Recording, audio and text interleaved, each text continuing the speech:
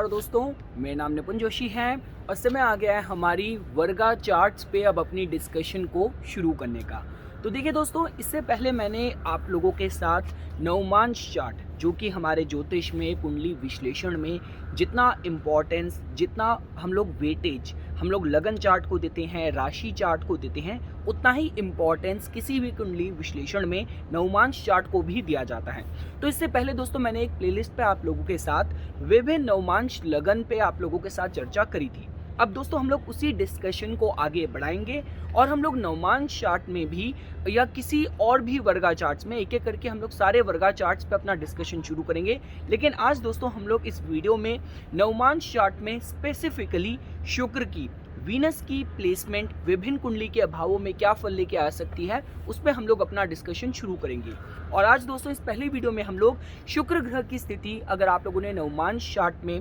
First house में पाई तो किस तरीके के फलों की उम्मीद करी जा सकती है, इस विषय पे दोस्तों हम लोगों ने आज चर्चा करनी है। तो ठीक है दोस्तों, इससे पहले कि हम लोग हमारे आज के इस करंट विषय पे अपनी चर्चा शुरू करें, इंडिविजुअल तौर पे नवमांश चार्ट का क्या महत्व होता है मैं आप लोगों को उसके बारे में बता देता हूँ। नवमांश चार्ट के कोरिलेशन में ही, पैरेलल ही शुक्र ग्रह का क्या इंपॉर्टेंस हो सकता है, क्या कंट्रीब्यूशन, योगदान हो सकता है, हम लोग उसको जानने की कोशिश करेंगे। और उसके बाद फिर हम लोग आज के ये जो हमारा करंट विषय है इस पर हम लोग अपनी चर्चा को जारी रखेंगे। तो देखिए दोस्तों, जैसे कि मैंने आप लोगों को बताया था, जब भी हम लोग नवमांश चार्ट की बात करते हैं, आप किसी भी क्लासिकल एस्ट्रोलॉजी के टेक्स्ट को अगर आप पढ़ेंगे, चाहे बृहत्पुरा शास्त्र की बात करें, वारामिरा के वर्क की बात करें, हर जगह इन सारे स्कॉलर्स ने, रिस्पेक्टेड स्कॉलर्स ने इसी बात पे एम्फसाइज दिया है कि सपोज कीजिए अगर आपका जो लगन चार्ट है वो अगर आपका शरीर है तो उसकी जो बैकबोन है, उसका जो हृदय है, उसकी जो आत्मा है वो नवमांश चार्ट है। विदाउट लुकिंग एट द नवमांश चार्ट आप किसी भी प्रिडिक्शंस को नहीं कर सकते। अब इम्पॉर्टेंट है दोस्तों, ये जो हमारे राशि चार्ट का जो 9th डिवीजन है ये हमें किस बारे में बताता है। तो देखिए, नवमांश चार्ट से हमें सबसे पहले पता चलता है आपके लगन चार्ट में जो भी ग्रहों की स्थिति है उनकी ट्रू डिग्निटी क्या है। अब चाहे तो दोस्तों देखिए, आप एक क्लासिकल टेक्स्ट की लैंग्वेज पे रिलाई करें, या अगर मेरे को अपना पर्सनल एक्सपीरियंस भी आप लोगों के साथ शेयर करना हो तो मैंने खुद ऐसी कुंडलियाँ देखी हैं कि जहाँ पे लगन चार्ट में ग्रह की स्थिति अनुकूल नहीं थी और उसी ग्रह से रिलेटेड जातक का प्रोफेशन में जातक ने ऊंचाइयाँ प्राप्त करी, जातक ने बहुत अच्छी सफलता प्राप्त करी, क्योंकि उसी ग्रह की जो स्थिति थी नवमांश चार्ट में दोस्तों बहुत अनुकूल थी, बहुत ही ज़्यादा डिग्निफाइड थी। तो सबसे पहले हमें पता चलता है आपको आपके लगन चार्ट में ग्रहों की जो भी स्थिति है, अगर आपको उसको वैलिडेट करना है, क्रॉस चेक करना है, उनका ट्रू जो उनका पोटेंशियल है, उनके अंदर जो बल है फल देने का, वो आपको पता करना है, तो उसकी जानकारी आप लोगों को उसी ग्रह को आपको लगन चार्ट से नवमांश चार्ट में भी देखना है। दूसरी चीज़ दोस्तों देखिए, जो आपका नवमांश चार्ट होता है ये कहीं ना कहीं आपके गृहस्थ जीवन के बारे में भी बताता है। अब देखिए दोस्तों, यहाँ पे थोड़ी सी आपके मन में ये विचार ज़रूर आता होगा कि जितने भी ये आपके कॉरेस्पॉन्डिंग जो वर्गा चार्ट्स हैं, तो फॉर एग्जांपल अगर आपको आप अगर D3 चार्ट की बात करें तो D3 चार्ट आपके लगन चार्ट में जो 3rd हाउस है उसी के प्रॉस्पेक्ट्स के साथ जुड़ा हुआ है, उसी की और इलैबोरेटिव इन्फॉर्मेशन हमें पता चलती है। जब हम लोग आपके दशांशा चार्ट की बात करते हैं तो दशांश चार्ट जो है वो आपके लगन चार्ट के जो कॉरेस्पॉन्डिंग 10th हाउस है उन्हीं के फीचर्स को बताता है। तो अगर आपको आपके वैवाहिक जीवन के बारे में समझना हो तो हमारी कुंडली में लगन चार्ट में जो गृहस्थ जीवन के सुख का जो भाव होता है वो आपका 7th हाउस होता है, तो उसका जो कॉरेस्पॉन्डिंग वर्गा चार्ट होना चाहिए वो तो D7 चार्ट होना चाहिए। तो यहाँ पे नवमांश का क्या कोरिलेशन है, तो देखिए दोस्तों, जब भी हम लोग बात करते हैं आप अपने गृहस्थ जीवन को कितने राइटफुली, कितने ड्यूटीफुली आप उसको निभाएंगे, आप अपने गृहस्थ जीवन की ड्यूटीज़ को कितने रिलीजियसली निभाएंगे, इसकी जानकारी हम लोगों को कुंडली के 9th हाउस से ही मिलती है। तो जिसकी वजह से जो कॉरेस्पॉन्डिंग आपके गृहस्थ जीवन का जो वर्गा चार्ट है वो नवमांश ही दोस्तों जोड़ के दिखा जाता है। तो पहला बेनिफिट जो दोस्तों आपके नवमांश चार्ट का था वो था आपके ग्रहों की ट्रू डिग्निटी। सेकंड जो दोस्तों इसका जो एडवांटेज है वो ये बताता है आपके गृहस्थ जीवन के सुख के बारे में। तो आपके लाइफ पार्टनर का जो उसकी पर्सनालिटी होगी, लाइफ पार्टनर का जो स्वभाव होगा, जो कैरेक्टर होगा, time of marriage, quality of marriage, so विवाह से रिलेटेड जितनी भी जानकारी है आप लोगों को दोस्तों नवमांश चार्ट से प्राप्त होती है। और उसके बाद दोस्तों देखिए, अगर आपको नवमान चार्ट का एक तीसरा बेनिफिट भी पता करना हो तो नवमान चार्ट कहीं ना कहीं बताता है कि जो भी आपकी समाज में जो भी आपकी ड्यूटीज़ हैं, आप कितने रिलीजियसली अपने समाज में अपनी ड्यूटीज़ को आप निभाएंगे और अपने उन कर्तव्यों को निभाएंगे, कितने ड्यूटीफुली आप अपने जो भी आपके समाज में जो भी नैतिक आपके कर्तव्य हैं आप उनके साथ स्टिक रहने वाले हैं। तो चाहे बात की जाए आपके लक के, आपके भाग्य के प्रॉस्पेक्ट्स, आपके रिलीजियस ऑस्टेरिटीज़ और आपकी ड्यूटीज़ आप कितनी रिलीजियसली निभाने वाले हैं, इस सब की भी जानकारी दोस्तों कहीं ना कहीं हम लोगों को नवमान चार्ट के अध्ययन से ही दोस्तों मिलती है। तो देखिए दोस्तों, ये हो गया नवमान चार्ट का महत्व जो आप लोगों को पता होना चाहिए। अब दोस्तों देखिए, अगर आप लोगों को शुक्र ग्रह के बारे में इंडिपेंडेंटली समझना हो तो देखिए, स्वाभाविक तौर पे शुक्र ग्रह कहीं ना कहीं आपके जीवन में जो आपका एक अच्छा टेस्ट है, आपकी पर्सनालिटी में कितना कैरिज्मा है, शुक्र ग्रह इसके बारे में बताते हैं। देखिए, मंगल ग्रह को तो जो कुछ भी प्राप्त करना है वहाँ पे थोड़ा सा बलपूर्वक उनको प्राप्त करना है, जहाँ पे थोड़ी सी सेल्फ सेंटर्डनेस हो सकती है। लेकिन जब हम लोग शुक्र की बात करते हैं तो शुक्र को हमेशा बैलेंस, हार्मोनी बना के रखनी है। मतलब निर्णय कुछ ऐसे लेने हैं जो जातक को तो हाईएस्ट फुलफिलमेंट के साथ जोड़े ही जोड़े, साथ साथ जिसमें सबका भला हो, सबके साथ बैलेंस, हार्मोनी दोस्तों बनी हुई हो। इसके साथ साथ दोस्तों, अगर शुक्र ग्रह किसी की कुंडली में मजबूत होंगे तो जैसे कि मैंने आपको बताया, जीवन में एक अच्छा टेस्ट, करिश्मेटिक पर्सनालिटी हम लोग शुक्र ग्रह से जोड़ के देखते हैं। इसके साथ साथ देखिए, शुक्र ग्रह कहीं ना कहीं आपकी जो सेक्सुअल फ्लूइड्स हैं, जो आपके सेक्सुअल हार्मोन्स हैं, उसको भी रिप्रेजेंट करते हैं। अब चूंकि हमारी बात कहीं ना कहीं गृहस्थ जीवन से होने वाली है तो उसमें भी कहीं ना कहीं कॉन्ट्रीब्यूटिंग फैक्टर होता है। तो जिन लोगों की, अगर आप वैवाहिक जीवन में भी ट्रबल्स में अगर सेक्सुअल डिफिकल्टीज की बात करें तो उसका भी जो कोरिलेशन है, कहीं ना कहीं आप लोग शुक्र ग्रह कुंडली में पीड़ित हो सकते हैं, अफ्लिक्टेड हो सकते हैं। इसके साथ जोड़ के देख सकते हैं, शुक्र ग्रह अगर कुंडली में दोस्तों अगर मजबूत हुए तो जैसा कि हम लोग कहते हैं कि Jupiter is a man in a women's chart. किसी भी स्त्री की कुंडली में उनके पति का जो प्रतिनिधित्व करते हैं वो बृहस्पति करते हैं। उसी तरीके से किसी भी पुरुष की कुंडली में जो स्त्री का रिप्रेजेंट करते हैं वो आपका शुक्र ग्रह ही करते हैं। तो जिसके लिए हमें कुंडली में शुक्र ग्रह की स्थिति का दोस्तों आकलन करना होता है। तो ये हो गया दोस्तों शुक्र ग्रह से रिलेटेड जो एक बेसिक जो एंटिटीज थी, जो एलिमेंट्स थे, जो कि आप लोगों को पता होने चाहिए थे। आपको ये भी पता होना चाहिए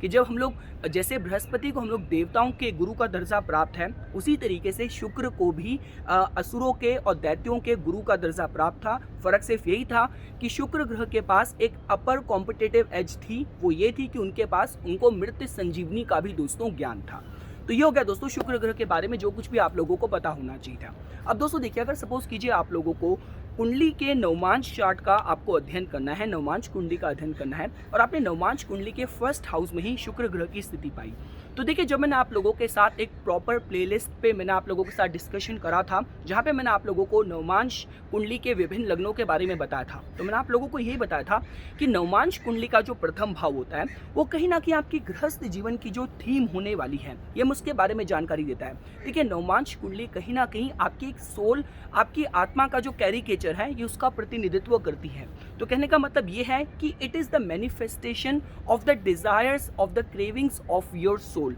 आपकी गृहस्थ जीवन की थीम की बात करी जाए, उसकी जानकारी भी हम लोगों को नवमांश कुंडली के लगन से पता चलती है। तो कहने का मतलब यह है दोस्तों कि देखिए, अगर शुक्र ग्रह जैसे एक बहुत ही सौम्य, बहुत ही बेनिफिक ग्रह की स्थिति आप लोगों ने किसी के नवमांश कुंडली के फर्स्ट हाउस में पाई, तो देखिए, इस समय जो सबसे पहली बात पता चलती है वो ये पता चलती है कि जातक की जो गृहस्थ जीवन जो उसका होने वाला है वो कहीं ना कहीं वहाँ पे लव की बात की जाए, कंसर्न की बात की जाए, केयर की बात की जाए, रोमांस की बात की जाए, इस तरीके की थीम रह सकती है, इस तरीके के फ्लेवर्स रह सकते हैं। बाहर से आउटवर्ड मैनिफेस्टेशन जातक का, नेटिव का जो मर्जी भी हो, लेकिन इंटरनल तौर पे नेटिव कहीं ना कहीं इमोशनली और बहुत ही रोमांटिकली ड्रिवन है, जो कि एक पॉजिटिव साइन की तरह दोस्तों जोड़ के देखा जा सकता है। साथ साथ दोस्तों देखिए, जैसा कि मैंने आप लोगों को बताया था कि देखिए, जब भी हम लोग नवमांश चार्ट का अध्ययन करते हैं तो नवमांश चार्ट के अध्ययन से हमें पता चलता है कि आपके भीतर वो डेडिकेशन, वो डिवोशन के प्रोस्पेक्ट्स हैं अपने जीवन में अपनी ड्यूटीज को लेकर समर्पित रहने का,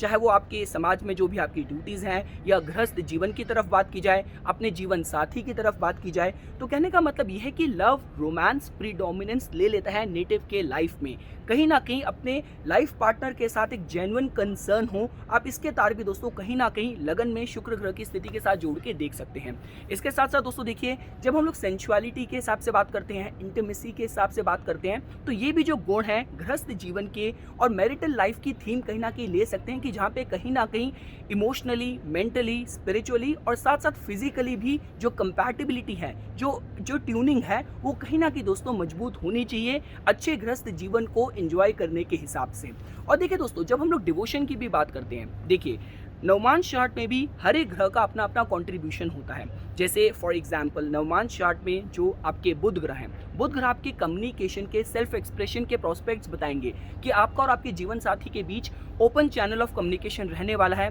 नहीं रहने वाला। बृहस्पति ग्रह आपको समृद्धि देंगे, शनि ग्रह आपको एंड्योरेंस पावर देंगे कि जितने मर्जी भी गृहस्थ जीवन में आपके समस्याएं आ जाए, लेकिन आप उनको सहन कर पाएंगे, नहीं कर पाएंगे। अपने जीवन साथी के साथ डट के जीवन की और गृहस्थी की जो भी चैलेंजेस हैं, जो भी चुनौतियां हैं, आप उनका सामना कर पाएंगे, नहीं कर पाएंगे। लेकिन जब हम लोग शुक्र ग्रह की बात करते हैं, देखिए हर एक वर्गा चार्ट से रिलेटेड भी एक नेचुरल कारका ग्रह भी होता है। तो जब हम लोग नवमांश चार्ट की बात करते हैं तो उससे कनेक्टेड जो नेचुरल जो दोस्तों आपका कारका ग्रह है, वो शुक्र ग्रह को ही जोड़ के देखा जाता है। तो इम्पॉर्टेंट ये है दोस्तों कि देखिए, जब आप लोग नवमांश कुंडली के फर्स्ट हाउस में शुक्र ग्रह की प्लेसमेंट पाएंगे तो ये हमें इस बारे में भी बताता है कि कहीं ना कहीं जहाँ तक अपने जीवन साथी को लेके कहीं ना कहीं बहुत स्ट्रांगली डिवोटेड हो सकता है, कमिटेड हो सकता है। क्योंकि देखिए दोस्तों, जब आप किसी कॉज को लेके, किसी इंसान को लेके, किसी रिश्ते को लेके डिवोटेड होते हैं तो बियॉन्ड डाउट जितनी मर्जी भी आपके गृहस्थ जीवन में समस्या आए, जितनी मर्जी भी प्रॉब्लम्स आए,